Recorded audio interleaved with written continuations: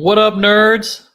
Welcome to where comics and cards collide with Team Nerd Herd, where we will discuss the current resurgence of the trading cards or the comic book trading cards and how you can get in on the action.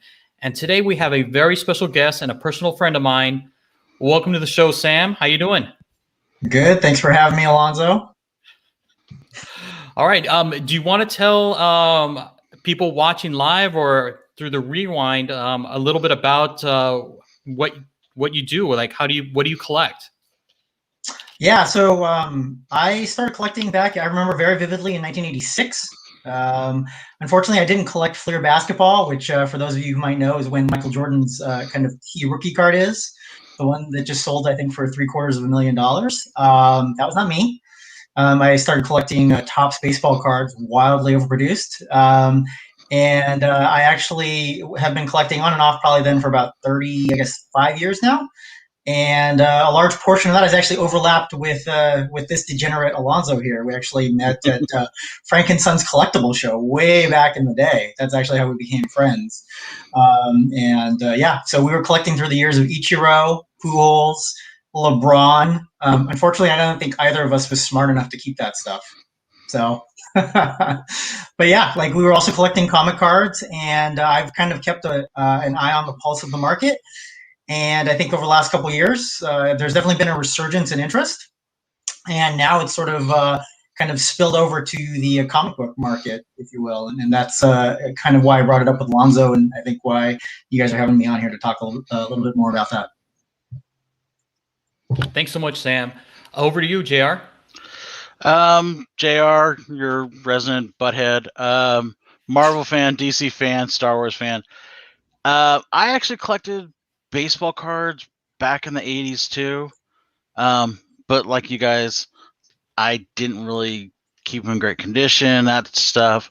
I never put them in the spokes of my tires of my car or my bicycle, but I definitely collected back then, probably 85. And then I started doing did Marvel and all that stuff in the early 90s when they came out. I even remember collecting the Spider-Man set, God forbid. Oh, no. Yeah. What is wrong with you? It ended up getting me a Deadpool, first appearance of Deadpool, so I'm happy. I ended up having one of the foil chase cards out of that set that I ended up trading to a guy for a long box of comics, and Deadpool was in there, so hey, it works out. Wow, nice. And thank you for that, JR. And as you guys know, this is Alonzo, aka Comics and Pops. I am your comic book nerd, and I also collected a whole bunch of other stuff, as you guys know, pop culture related. We're also sports cards, just anything and everything under the sun.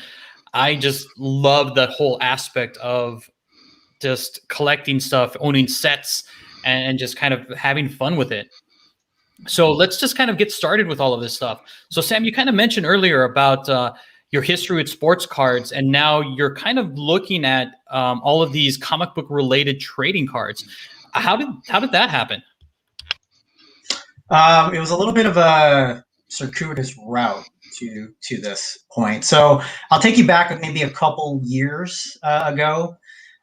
People started kind of talking about sports cards potentially being a alternative investment, that people were going to look for other ways to essentially, like, let's say, bet on teams, right, or bet on players, and that sports cards were a viable alternative to do that.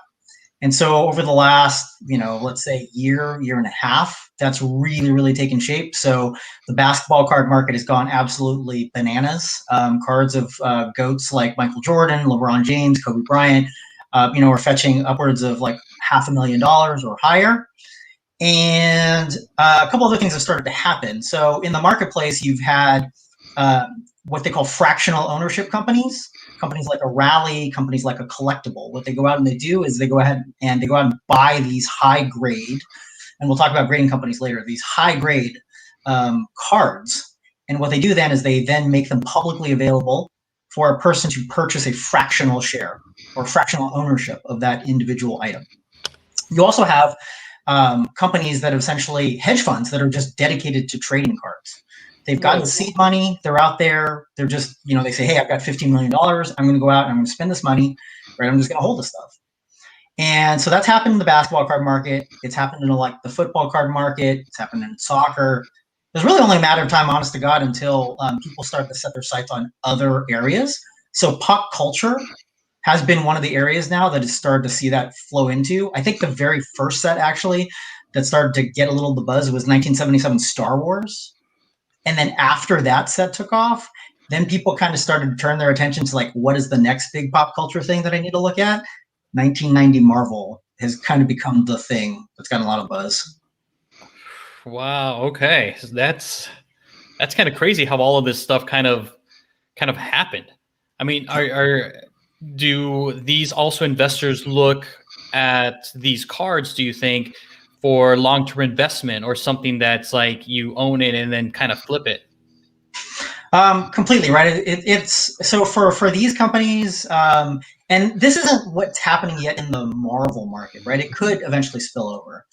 But at least for the trading card market in general, yeah, that's exactly what they're doing. So they're going out, they're buying these things, and they're essentially cornering the market, right? So it's like, if I know that there are only like 100 copies of something out there, and it's very desirable, I'm going to go out, I'm going to buy a bunch of these copies, I'm going to take them out of circulation, and then what happens is that dries up the supply. Then they can put them back out on the market, and now like they control the supply. So whoever wants one is now going to pay, generally speaking, that higher price. And the crazy thing is that the demand is there. And it's not just like, it's not from the average Joes like any of us. It's like the athletes, the millionaires, the hedge fund guys. They're the ones, right, that are driving a lot of this. And then there's a kind of a trickle down effect, because then people hear about this stuff and they're like, oh, I want a piece of that. Like, how do I get into that game, kind of thing? Wow, okay. That's pretty crazy. We actually have one question right now from Rudy. He's wanting to know, and I don't know if you know off the top of your head, Sam, like he wants to know the 1994 Marvel Masterpiece just box by itself. Do you happen to know like the price it's going for now, and do you see any potential in that? So I don't know off the top of my head the 94. I just happened to check actually the 92 Skybox Marvel Masterpieces sealed box. So not quite the same, but I know the most recent sales of the 92 Skybox Marvel Masterpieces have gone for $750 sealed each. Whoa. 94 probably going to be less than that. One option for the viewers out there and the listeners, if they want to check, because a lot of times eBay, it'll give you like completed sales, but they won't give you like a best offer completed sales. So one site that I love to go to is 130point.com/sales. So 130point.com/sales. And you can check. You can just literally Google, or sorry, not Google, but just put into the search bar there, 1994 Marvel Masterpieces sealed box, and you'll see what it comes up for. So yeah, I'm sure it's at least a couple $100 easily. Wow, that's actually pretty good. Wow. Thanks for that. Yeah. So right now, like the market again for these comic book trading cards, specifically just Marvel itself. I mean, what do you look for? I mean, like if you do have a card right now that you can kind of show us to kind of, at least kind of help us out as far as like, what to kind of look for a little bit, to kind of help us out. Because I know a lot of us, myself included, like have a lot of these Marvel cards at home.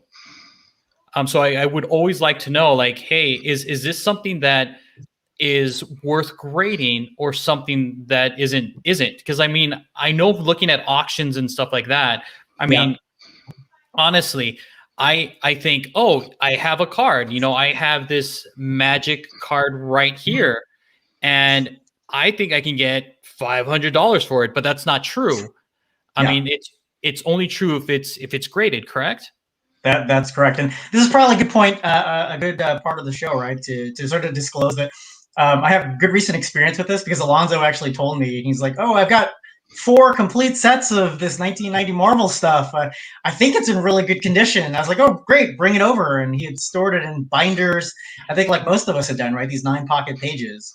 And I came in and I took a look at it, and they were discolored and the corners are dinged or they're really off centered. So yeah, actually that's a great point. So I do have a copy of it. This is a 1991 Give me 1 second here. Marvel. So this is a series 2. So this is hold on, not. Sam. Give me 1 second. 1 second, Sam. We're gonna make you I'm the star. Trying to make you the star, Sam. We're gonna It's make you the not- star. Give me a sec here. No Wrong problem. one. Oh, hi again. It's not wanting me to do the one I wanted. There we go. There you go. All right. You are the star. Go ahead, Sam. Beautiful. Okay, so I'm holding up a 1991 Marvel, so not 1990. But when we talk about cards and talk about grading and whether or not you want to consider bringing this in, right? One of the first thing is just overall eye appeal. So when you look at it, right, does the card just generally just to the naked eye, does it look pretty good, right? So that's just a very Right. general statement. And for 1990 specifically, right, one of the ways you can talk about eye appeal is those had white borders. And so if you have something that has kind of become discolored or yellowish, immediately I would just kind of take it out of consideration, right? So let's assume that it meets the just sort of general eye appeal, right? Next thing I want to look for is centering. So the companies are all big on centering. That's a big key criteria. You want, as much as possible, to have the centering be 50-50, like left to right and top to bottom. They do make allowances, like up to, I believe it's 60-40 on one side or the other. But the further off you get from 50-50, the less margin you have for error in other places to try and get the elusive highest score. So that is the first criteria is centering. And it's front centering and also back centering as well. So the allowance for the back is a little larger than the front, but it's key for both. The other thing you want to take a look at is you actually want to take a look at the corners here. You want to make sure the corners are sharp. So you want 4 sharp corners, if at all possible. Mhm. And the other thing you want to look for is the edges. So the 4 edges that are here, the edges also need to go ahead and be sharp. You don't want any dings, scratches, anything like that. And then speaking of scratches, surface too. So you want to make sure that basically you hold it up to a light. You don't want to see any kind of surface scratches because they'll also ding you for that. Wow, so those are probably the biggest key things. Wow, that's a lot, and we'll kind of we'll talk about that a little bit later. We have a deck that kind of has all of that stuff, but that's a lot of information. Is there kind of like a rule of thumb that you would use to kind of help out with that? Like just any kind of a person digging through the garage. I know you mentioned like binders are if it wasn't a binder, you probably have to double check it because it probably wasn't the best place to put these. Yeah. Any other common things that as a noob or as an experienced collector to kind of look for, once they're digging around in their garage, basement, or attic? Yeah, so I think like you have to be wary of things like, the water damage. That's always a big thing. You have to be careful that your cards don't brick. And what I mean by brick is that they stick together. Because yes, you can peel them apart. You can try and kind of crack them and bend them. But what will happen is as you peel them apart, they will actually take off some of the color from the card that it's attached to as well. In a perfect world, if your cards were sleeved and those penny sleeves, and then like put probably like in one of those cardboard boxes, that is probably your best bet for those cards being in what I would consider to be good grading shape. That being said, one of the things I will throw out there is when we talk about like having, let's say, a PSA 10 or the highest graded standard for an individual card, I think the rate of getting that highest grade is something like somewhere in the neighborhood of like 10 to 25%, usually for most cards. Okay. So even for people who have been doing this for quite a while, have more of a background in professional sports cards and have been looking at these for a long time, it's not that high. And as you might imagine, if people start going and rummaging for their 1990 cards, people are going to be like, "Oh, hey, I think this is a gem. I think this is great." Right? So you have to be very, very prudent about looking at that. So, is there any cards that are like a Kobe rookie or a Shaq rookie that we should be looking for to see if we have? Yeah, so 1990. So if we stick to 1990 specifically, okay. So Alonzo has jumped ahead of her. It's 91.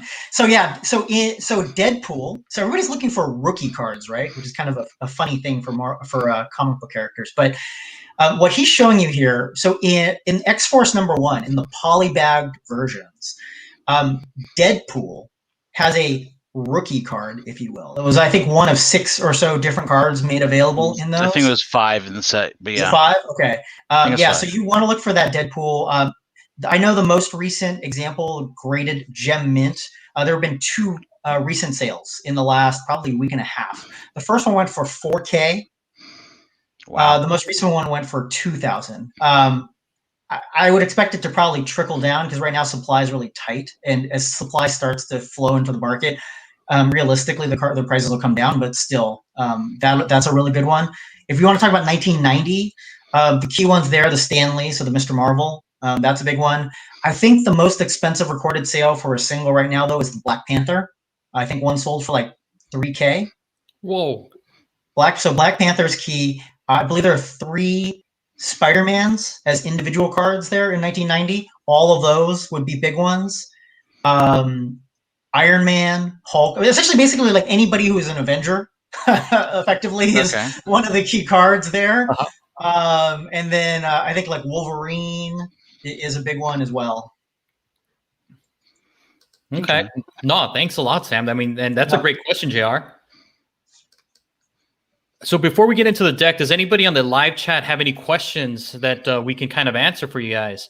I know we've been kind of talking about kind of rummaging through your garage or attic or basement, kind of just trying to find these cards and what to kind of look for. And I know like a lot of us have these cards or save them. I, for one, had these cards in binders, and they're horrible. They stuck to the plastic. And then, I had Sam take a look at them, and some of them had like little indents because of the binders and the holders. So, I mean, that's, it's kind of rough. Well, it sounds like you had yours doubled up too, right? I did. I had them like one facing one way and then facing the other. So I had 2 cards back to back. Because that's what he meant by bricking, right, Sam? Yeah, it's a little less prevalent, I think, with so 1990 and 1991, the material they used, there wasn't a lot of kind of like foil. So typically those are not as bad as bricking. I know that 92 Marvel Masterpieces is bad at bricking. I think Alonzo just saw an example of that the other day when he found some. And I would imagine, I know like earlier, JR, you and I were talking about 94 Marvel Masterpieces as well. I think that one had kind of like a heavy foil, and that's one of those ones where, 25 years or whatever later, those are probably going to brick as well. Thankfully, with mine, because it's a thicker stock, I wasn't able to put 2 cards. You weren't able to put 2 back to back, so shouldn't brick as much. Yeah, even some of the ones that I had, I actually had them in boxes, but the like Marvel box that it came in. And I just, kind of stacked them together thinking, oh, no big deal. Like, I have it. But then when I pulled them out, they were stuck together. Like you had to like, well, that's moisture and everything too. Yeah. Well, one thing I'll say for your listeners and your viewers, like in terms of, because we talked about, right, how do you look for these things? So one thing, because I know not everybody has 20/20 eyesight, and even if you do, it's still not going to be as good as like someone with a magnifying glass. You can go on to like eBay or Amazon and buy something like they call a jeweler's loop. So this is what jewelers use, right, when they're like looking at gems. They usually provide somewhere in the neighborhood of 10 to 20x magnification. You can find them for like less than $10. You go on, buy one of those, look at your card through a jeweler's loop, because that will expose flaws that your naked eye cannot see. If it passes the test of the jeweler's loop, then you have a much better shot of getting that highest grade. So that's just kind of a quick and easy, way to do it. They also have combinations of like a lamp with a magnifying glass. Some people prefer that because they don't like looking through the jeweler's loop. So that's just kind of a tip for your listeners, viewers, if they want to really get into looking at these things at scale. Wow. What about if you use your phone? Because your phone can magnify. Was there a difference between the two? It kind of depends on the magnification that you get with the phone. If you can get to that at least 10x, I believe professional graders are using somewhere in the neighborhood of 15 to 30, if I remember correctly. I know like the newest Samsung is like one of them's 30 and one of them's 100 time magnification. So that's why I was. Oh yeah, no, that would be great if you want to just use technology already at your disposal to do that. Absolutely, go for it. Okay.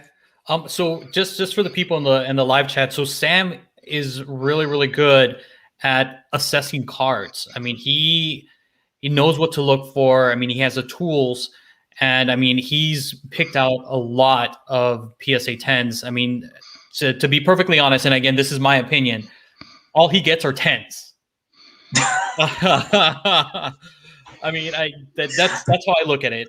Sam, did you want to show one of your PSA 10s?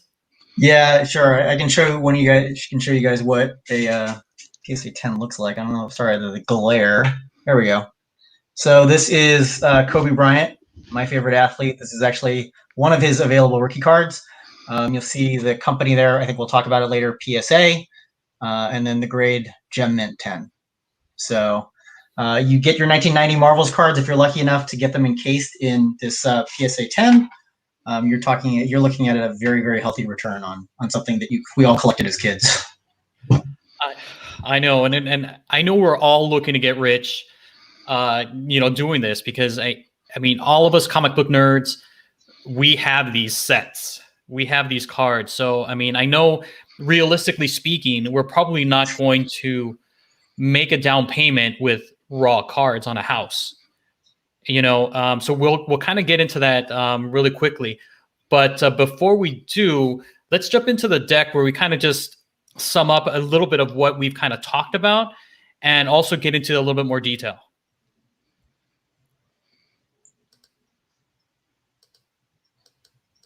All right, so here we go.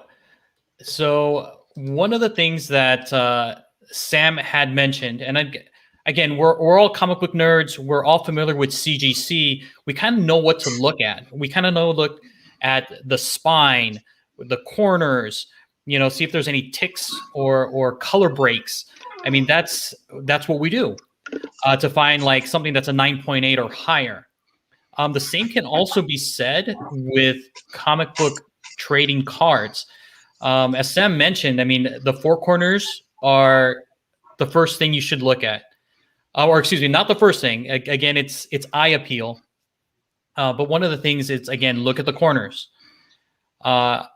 Look also at, is a card centered?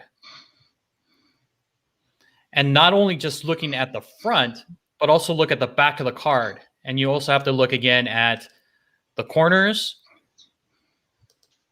And again, see if it's centered. And you can tell on this particular one, if you look at the upper left, some of the paint on that red looks like it's off. And again, edging is also very important as well. And you can kind of see there's been some sort of rub. So it's similar to like a comic book where it's a comic book rub or like a color break. So again, these are the kind of things that you need to kind of look for. Wouldn't you agree, Sam? I'm sorry, what did you say? So wouldn't you agree that, I mean, just kind of looking at a card, going through your collection, like if you want to submit it or do something with it, just to kind of, with a naked eye, look, these are the things you kind of look for. Yeah, I mean, pretty much like if it doesn't pass the naked eye test, it's not going to pass further scrutiny. So, right, you just kind of make two piles right at the start. It's like, okay, these look like I want to evaluate them further. They go in one pile. These are just like, all right, I see this corner is white. This edge is like bent. This thing is like way off centered. That goes into another pile for sure. So Sam, when you get, let's say you go and say, oh, I want to get this new set or whatever. How many boxes of whatever do you go out and buy at one time? And how many 10s how many make it to the first round of your scrutiny of 10s, would you say, in a box? So, it's going to depend, right? So if we're talking about like the early, right, the 1990 stuff, the thing that killed 1990 Marvel is the centering more than anything else. So 1990 Marvel pretty much is notorious for having large runs where the centering is like no better than 60-40 one side. And then it's even worse with the holograms. I think we all kind of remember the holograms were just like just atrociously centered. Where, you know, like I've seen like the Magnetos, the Spider-Mans, it looks like 90% of the image is on one side of the card.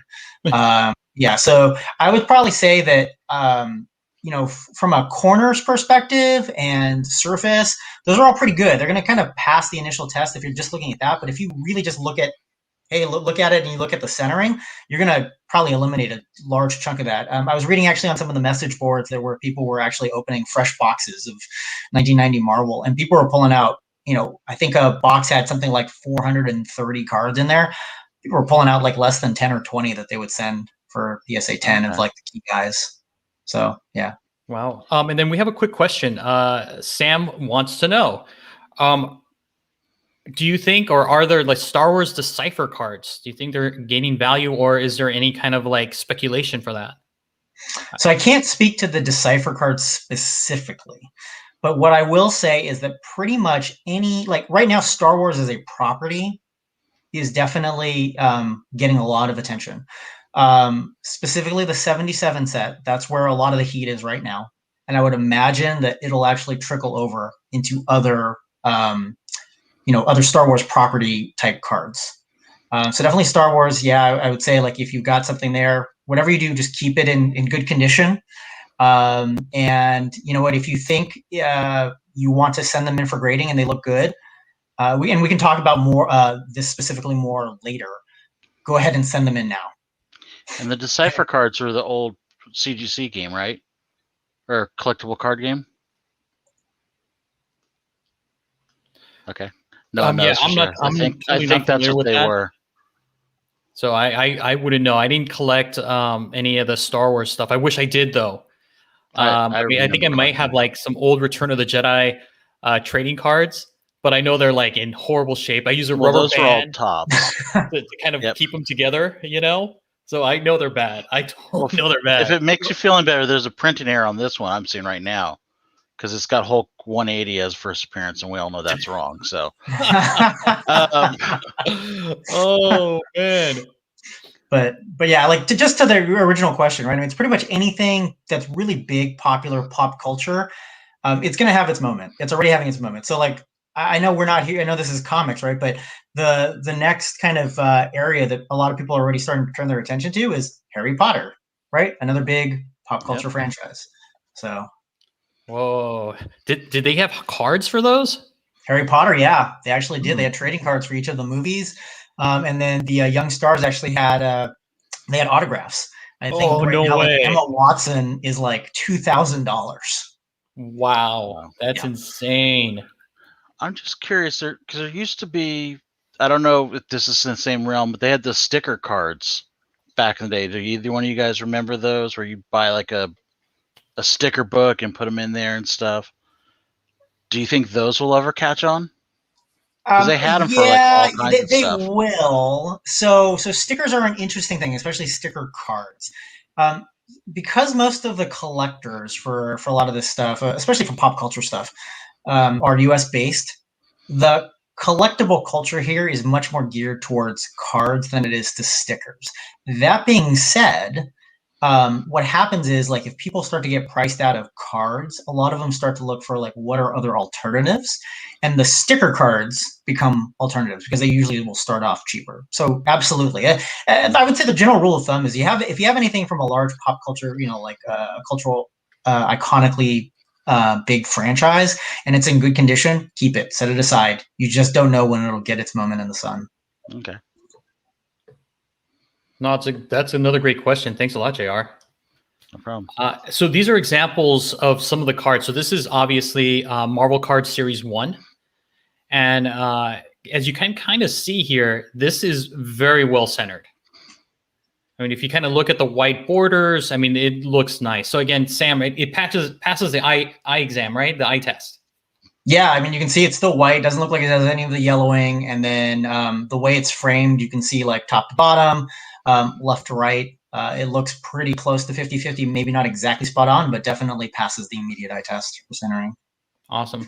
And then also too, you mentioned the holograms, and I know that somebody else on the chat, I think it might have been Rudy, mentioned his hologram, and here we go. I mean, this thing looks so off-centered. Like, it is so bad. Yeah. But then I have a question for you, Sam. I mean, just kind of looking at it, I mean, the corners look good. The edges look good as well. And then the surface, it looks like it's nice. Would you submit this card? So this comes down to, at this point, first of all, the centering will probably knock you down about 2 grades from what your max grade could be. So on a 1 to 10 grading scale, which is what PSA uses, this is probably going to knock you down at least 2 grades, right? So you're looking at an 8. That being said, that as long as everything else you think is pretty much close to perfect, then an 8 from an economics perspective, yes, absolutely, would still make sense to grade this card. The other thing to note about the holograms, though, is that if you the holograms are very reflective, right? So they also show their defects very, very clearly. If you hold this up to the light and you get the holographic effect, I think a lot of these were actually known for having like blackout spots, if you will, where the hologram wasn't perfect. And also the surface scratches super easily. So it'll be scuffed up quite a bit. So yeah, there's potential, but you need to make sure that everything else is pretty much in tip-top shape. So it needs to be 10s all around. If it has a flaw, otherwise it's not worth your time or your money to submit it to grading, right? In this particular case, yeah, right. I mean, you think about it like you start with perfection, and anything that immediately dings it, right? Now you're the highest possible grade you can get is a lot lower. So, okay. And then just another example, and this goes back to what we looked at originally, which was the Mr. Marvel Stan Lee card. And one of the things that Sam had noted was the corners dinged, and then the edging is a problem. And it looks like it might be some color rub or it might be some scuffing. Yep. So again, just kind of check your cards. And let's get into it. So there's a number of grading services that are players right now. And I took the big 3. There's a lot of other ones that do some grading, but these are the ones that are probably the best well-known, being PSA, BGS, and also now CGC is getting into that market. Sam, what's the difference between the 3 or the 2 or the big 2, which is again PSA and Beckett, and why would you pick one over the other? So the PSA is pretty much like the gold standard right now of the 3 that you listed. And as you mentioned, there's probably like a couple other ones. I think SGC is probably the other most prominent one that is not on the slide. So the reason to go PSA, be perfectly honest, PSA has the best resale value. It's the one that people want. So if investors are looking to buy something, they're going to want a PSA 10, and the 10 is the highest grade on their scale. Beckett is also a big one. I don't think they're necessarily as big for comic cards. They're definitely in the sports card trading world, not so much comics. They are known typically for because they actually have a grading scale that's very unique that I think actually CGC kind of copied, where they actually will they give you subgrades on each of these areas. So we talked about centering, right? We talked about the corners, we talked about the edges, we talked about the surface. So those are Beckett's actual 4 grading areas, and they will give you individual subgrades for theirs. So in that case, like you will know, like, oh, hey, if mine only got like an overall 9. Why was it? Was it because the corners were bad? Was it because the edges were bad, etc.? A lot of people like Beckett because the 9.5 in Beckett, which is their 3rd highest grade, a lot of times is quote unquote equivalent to a PSA 10, but from a cost perspective, it's something like half of that. So if you're more of a collector and you would just like a very mint copy of something, you could go Beckett. CGC is the new kid on the trading card block, trying to take the kind of the cachet they have from the comic space and move into trading cards. I see some of their stuff right now. I think like an equivalently graded CGC card is probably fetching maybe like 40 to 50% of a PSA 10 at the same high grade. The thing, and we can kind of discuss more about this later. So another of the big differences right now probably is going to be turnaround time to actually get your stuff graded. So PSA, because they're the king, everybody wants to get their stuff graded by PSA. Which means essentially that there is a flood of cards at PSA right now. I've heard rumor numbers that the backlog of cards waiting to be graded at PSA is close to 3 million. Wow. 3 million cards in the backlog. Yeah. And Beckett isn't great either. Beckett has a backlog too, and they just raised their prices. CGC is the newer kid on the block, probably can get your stuff turned around faster, but even if you get the stuff back faster, you're not going to get as much for it on the market. So you have to kind of weigh that. Like, would you rather get it back faster, be one of the first to market, maybe be willing to leave some money on the table in case this is all a big passing fad? Or are you going to go for top dollar, but be willing to either wait it out for PSA to return your cards or pay money, like more money, right, to kind of express your cards and get them back faster to you? Wow. So, Sam, we have another question, and actually it's from Sam. How much does it cost roughly for the grading? Do you by any chance know the pricing between PSA and Beckett? So I know that PSA, so because of the era so PSA has their cheapest option is called a bulk.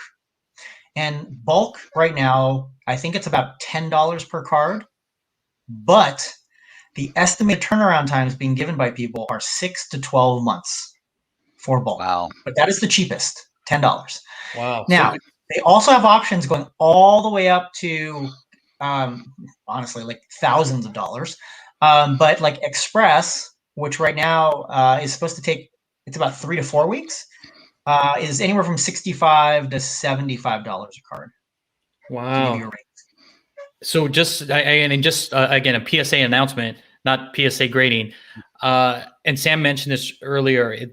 You need to weigh your options. Like, if you think a card is worth it to get top dollar, you might want to go that route in order to get that fast return. Or it's something that's like a slow burn, which you can kind of forecast or speculate on. Then you would probably go with the lower tier with the PSA. So when you do bulk, is it only one card? I mean, I always say it's $10 per card, but is there do you have to do like 20? Because usually when you hear bulk, it means a big volume. So do they make you do a certain amount when you do that one, or? Yes, yeah, you have options. So if you can submit yourself to PSA, for instance, right? I'll just keep using the PSA example. You can submit yourself. You do need to have a membership that you need to pay for.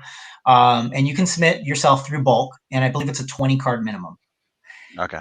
However, there are what they call group submissions, or group subbers is the slang, who will submit cards for you at that bulk service level, and they have no minimum. So you could literally just mail them one card if you want and say, this is all I got. I want to do it at the bulk level, and I'll wait 6 months to a year for it. That's fine. There are plenty of options out there for people. Okay. Oh, that's great questions. Do you think CGC will ever catch up to PSA? Because, I mean, they kind of took over the market in comics. If I'm honest, no. I think, competition is good for people, but CGC is going into a space that is already really crowded, right? With PSA, with Beckett. Both have established reputations in the trading card industry. Both of them have very loyal customers. They've graded millions upon millions of cards. And right now, what has to change in order for that to happen is the buyers basically have to say, I don't want a PSA 10, or I'm not willing to pay so much for that. I would much rather have like the CGC equivalent. I don't know if CGC for cards, if their top grade is like a 9. I think they probably give out 10s, but like most of the time it's going to be like a 9, 8 probably, right? Similar to what they do for comic books. This is kind of a small thing, but I actually think that's a big flaw for them in terms of why. That's another little psychological reason why they may never catch PSA. One of the reasons why PSA is so popular with people is a lot of people think that PSA uses a 1 to 10 system. Just they only have whole number grades. And it's very easy to say, I have a PSA 10 and say, that's the best of the best. when you're holding something that's like, hey, I have a Beckett 9.5 or a CGC 9.8, like these kind of fractional or decimal grades, they just don't carry the same weight for people as saying I have a 10 of something. Yeah, it's very psychological, right? Yeah. Yeah. Well, and also I want to say, doesn't CBCS, don't they own Beckett, or aren't I want to say they're connected to a sports card company also. And I might be wrong on that. No, I believe you're right, JR. I believe that Beckett and was it CBCS? Yeah. Yeah, they have a partnership. So one takes care of the comic book grading, and the other one takes care of the card grading. Okay. All right. So enough about the grading companies, but again, we'll kind of get into that as well. This is what we came to talk about, really, and it's these Marvel cards Series 1. So some of the cards that just kind of picked here are the ones that to kind of watch out for. And I know that the Stan Lee Mr. Marvel one is essentially a no-brainer. But you have all these other ones that to kind of look for. I mean, surprisingly, like She-Hulk is another popular pick, and you really wouldn't think so maybe a few months ago, or maybe even like last year for this particular card. But again, with all the buzz that's happening with the She-Hulk Disney Plus series, I mean, you need to kind of look at your cards in such a way to kind of forecast them. So, besides like these kind of cards we have here, Sam, should we also be looking at these like not only just the holograms, but some of the subsets like rookies or these other alternatives? Absolutely. At least so far in the early going, granted, right? A lot of these, the values that we've seen so far are based on the very limited supply of these high grade cards that we have. I would certainly expect as word starts to trickle out, right, through you guys' podcast, through just kind of the internet, people are going to go looking for this stuff. They're going to go submit en masse the PSA, and right, the supply is going to increase. So that might sort of change, right, the math on these things. But at least for right now, yes. The answer is yes. So in the rookie subset, you have the Guardians of the Galaxy rookie card, if you will. And I know a PSA, I think 10 copy of that, or a PSA 9 copy of that sold for a couple $100. Anything with like Spider-Man, so I think the key battles like Spider-Man Venom, right? Anything basically with Spider-Man. Even the Spider-Man Tales one, right? Where it's like Spider-Man like talks to Iron Man, he basically introduces himself, and like Dr. Doom, those are all fetching like really, really good money in high grade. So absolutely. You can't hate on Spider-Man there, JR. Yeah, you can. Very easily. I have no problem sleeping at night. And also to go back to the Guardians thing, you're talking about the original Guardians too, correct? Because the one that we all know and love with Rocket Raccoon and all that didn't come out until 2000s sometime. So this is the original one with Astro Vance, and I can't remember the other characters' names, but Astro Vance and all of them, right? Yeah. Yes. Yeah. Okay. Yes. This is not the current Marvel iteration that James Gunn kind of put on film for us all. Yeah. I just wanted to point that out in case somebody's looking for those cards and sees it, goes, "Oh, you must be talking about different Guardians." Like, no, you got the right one. If you don't see the Rocket Raccoon on there, you got the right one. Yeah. So again, we're all comic book nerds here, so we kind of know already. So at least we have, at the very minimum, a head start. From all of the other like sports card collectors and stuff like that, because we know this material. I mean, we know what's hot. We know what's coming up. Because we're in the know. We live and breathe like this comic book culture. So this is something that all of us can do. I mean, we should all know, like, hey, Spider-Man's hot. He's going to have a movie. We know that She-Hulk's going to have a series. We know that Fantastic Four was mentioned, and who knows, maybe it could pop in WandaVision. We don't know, but Doctor Doom is going to be a hot commodity or a hot property. Same thing with the mutants. I mean, we all know Wolverine is like the hot mutant. So I mean, stuff like this, we know this. This is us. So we should be able to get ahead of a lot of these things by either submitting them via PSA or Beckett, or just kind of like, just even putting them raw up on any kind of site, or just kind of, keeping them to ourselves, right? I think that's a great point, and that a lot of that kind of stuff also plays out in the sports card world as well, where once the masses kind of catch on to something, right? Then at that point, it maybe is like a little too late for you to kind of capitalize, if you will. If you're really looking to be kind of like an investor or maximize potentially, let's say, your profits, your eye is already wandering to like what's 2 or 3 steps ahead, right? So like, what is the rumored series that's going to come down the pike, or the movie, who's going to be the next character to get featured. And then to Alonzo's point, that's an opportunity for you potentially to buy like quantities of a card, or look for something in bulk, and then send it out and get it graded, so that by the time that news breaks, you're there. You're sitting already with the inventory of the stuff that everyone's going to want. Yeah. Cool. So with that in mind, moving on to the next wave of Marvel cards, what are your thoughts? I mean, we have Marvel Masterpieces, we have the Marvel Card Series 2 and 3, and then we also have the Jim Lee X-Men. What do you think, Sam? I mean, are these good investments? I mean, are these like, should we get these graded right away? I mean, are these like flippable? I mean, educate us here.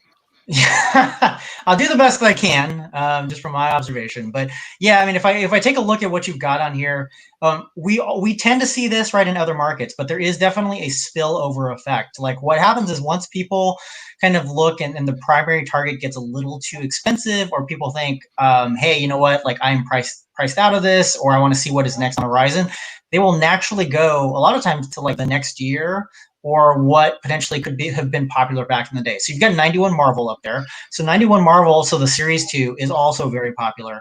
So 1990 boxes right now are pretty much clearing 2,500 a piece pretty regularly. Wow. At one point, Really? at one point, I think last week, they cleared 3,500 pretty regularly. But they've come back down to like somewhere in the neighborhood of $2,500 to $3,000. 91 has, I believe, I haven't checked recent sales, but I know 91 had gotten to about $700 or $800 a box for that. So there's kind of like your natural spillover. I can't get 1990, so I'm going to go to kind of the next one, 91. The picture on the left there, 92 Marvel Masterpieces. So that now is a $750 a box product. Series 3, so your Quasar card there.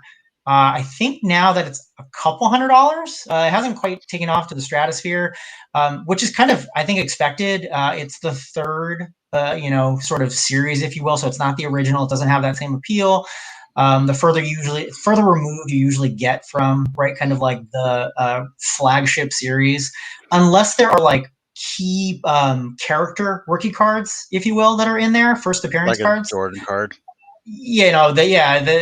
It's probably going to always kind of lag behind. The X-Men series, Deadpool's in there, but Deadpool is also in 91, like in the poly bag of X-Force #1, so that's not quite his true rookie. If he wasn't in that poly bagged one, I would say the 92 Deadpool Jim Lee X-Men probably has more potential. A couple other ones one of the ones you didn't mention was like also the Precious Metal PMGs. I think in 2013, Upper Deck, they did a Fleer Retro series where they essentially took a lot of the concepts that were introduced in sports cards and they applied them to comic book characters. So you have these things called Precious Metal Gems for Spider-Man, Venom, essentially like these very full bleed color metallic cards. Hugely popular. There's another set called like Jambalaya that's hugely popular. So those were always highly collectible though, but now they're getting like renewed interest. So those are more expensive to start with, but those are also getting a lot of interest. And then the other one that I saw recently that I think is starting to catch a little fire is a 95 Marvel Metal. I don't know if either of you guys remember that one, but I that vaguely also remember the name. Yeah, vaguely do. doing well. So I'm just curious, like, to go back to the Jim Lee X-Men.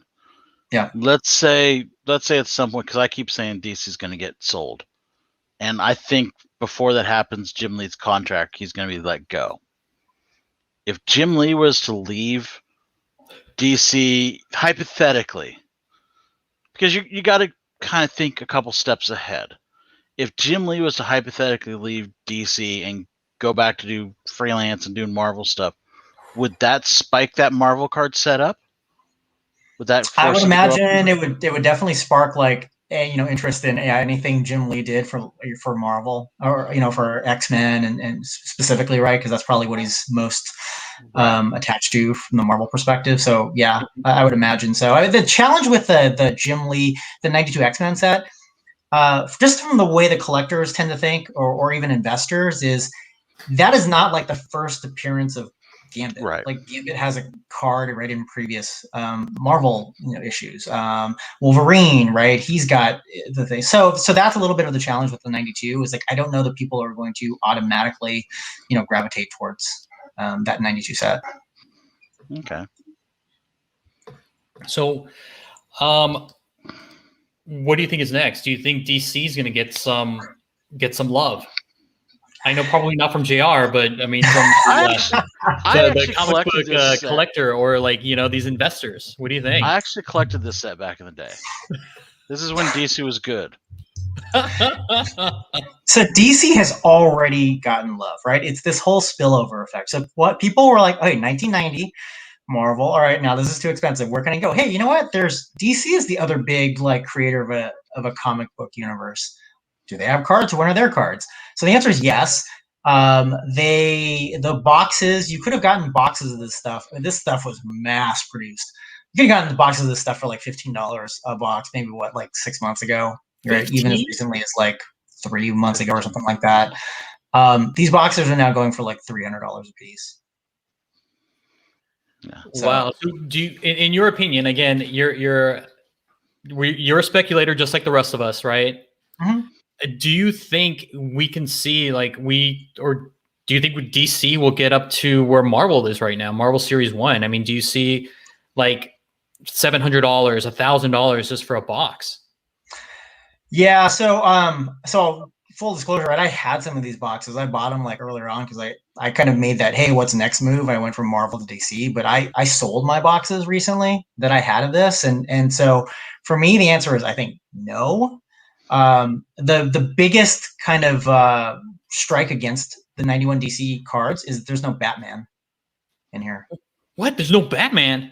No, this is the cosmic universe. So you've got Green Lantern, you got Flash, you have Superman, Wonder Woman. There's no Batman. There's no Robin. There's no Joker. Whoa. So probably DC's arguably their most popular character isn't in here. If he was, then I think there would be a lot of potential. But because he's missing, yeah. No. Was he in the next set?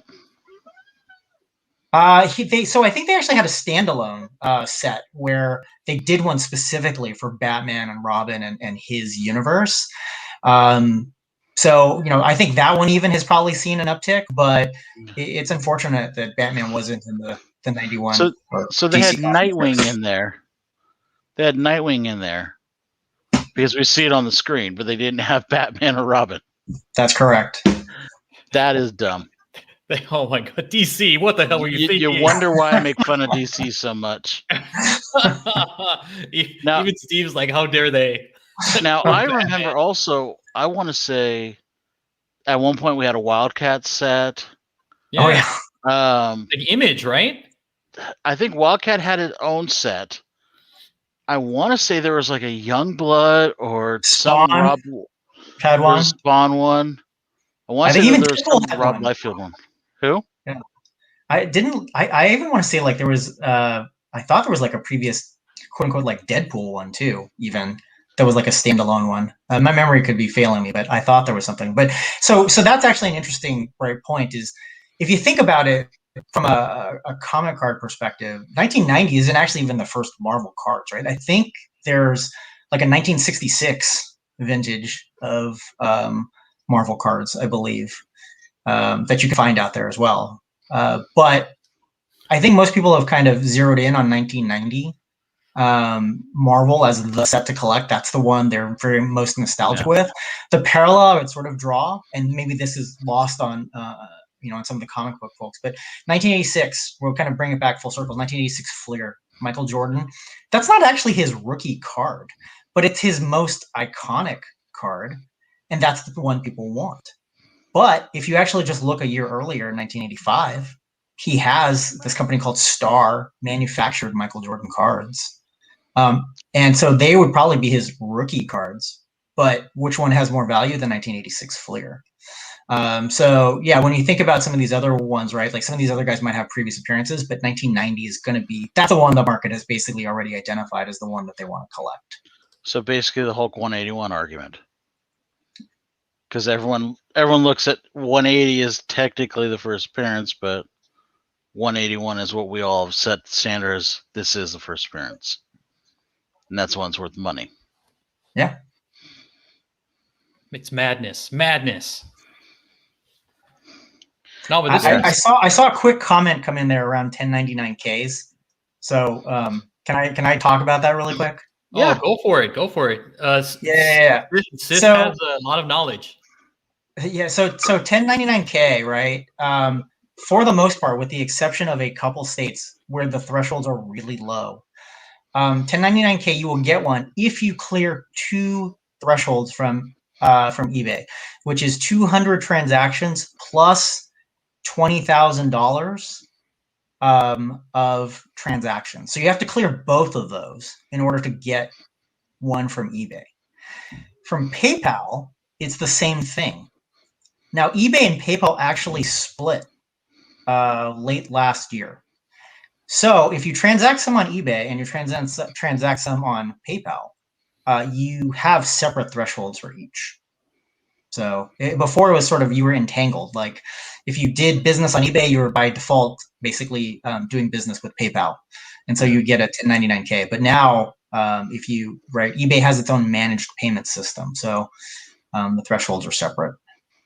And on the tax note, just because I'm a tax man, in the state of California, even if you don't get those, technically you're supposed to, as use tax, you're supposed to put for stuff you bought online and what you made and all that type of stuff.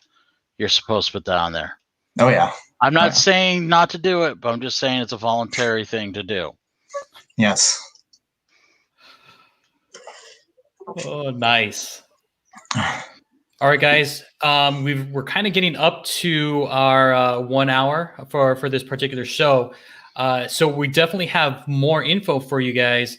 So you can catch us on same time, same channel next week if time permits.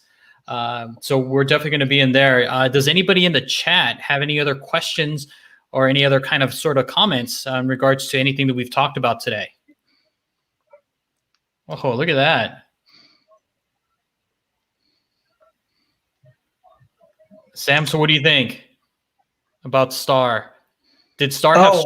I'm assuming he's talking about the 1985 Star basketball set. Yeah. So they have really low print runs, but I think it was Sith that kind of commented. One of the challenges with that is that Star also used the same printing plates to then subsequently reprint those cards later on. And there's also counterfeits. So yeah, that's one of the reasons why that 85 Star card probably isn't as popular. Although I have seen quite a lot more like actual graded runs. But yeah, the population on those is actually pretty. The originals is actually pretty low. Oh, okay. All right. Again, thank you, Comic Fan, for tuning into today's show. We really appreciate it. Don't forget to hit that like and subscribe. JR, do you want to take us out? I was going to say one more thing. Also, leave a comment in our thing.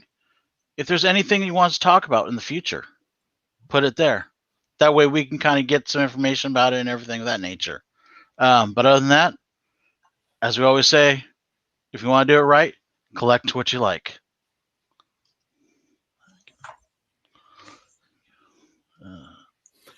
Sorry. JR.